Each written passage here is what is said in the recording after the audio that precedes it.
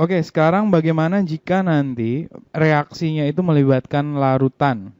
Oke, kita harus tahu dulu apa sih larutan. Larutan itu merupakan suatu campuran homogen.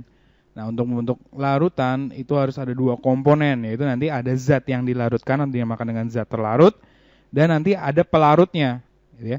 Sebagai contoh, kalau kita ingin membuat larutan garam, berarti caranya gimana? Ada air sebagai pelarut, kita masukkan garam. Oke, dalam hal ini stokiometrik larutan yang kita bahas hanya nanti stokiometrik larutan yang sifatnya elektrolit. Apa artinya larutan elektrolit? Itu larutan-larutan yang dapat mengion. Jadi zat larutnya itu ketika diletakkan dalam air itu membentuk ion-ion. Sebagai contoh, kalau misalkan ada garam NaCl, ya, kalau dimasukkan dalam air itu artinya nanti si NaCl akan mengalami ionisasi, ya, di mana nanti si air sebagai pelarut akan memisahkan antara ion Na+ dan ion Cl-, gitu ya. Jadi dalam hal ini si air itu bertindak sebagai pensolvasi, artinya nanti memisahkan antara ion Na+ sama ion Cl-. Nah, kalian bisa lihat prosesnya dalam animasi berikut. Di mana nanti, ya, kan air itu merupakan suatu senyawa kovalen polar. Apa kovalen polar, masih ingat?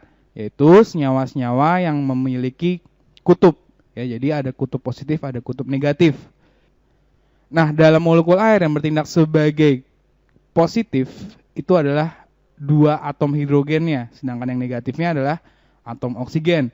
Jadi kalau ingin mengambil ion Na+, maka yang bertindak atau yang berperan itu adalah kutub negatifnya, yaitu dari atom oksigennya. Sedangkan untuk mengambil ion Cl- itu yang bertindak atau yang berperan itu adalah atom hidrogennya yang bertindak sebagai kutub positifnya. Lihat animasinya bagaimana cara mengambilnya.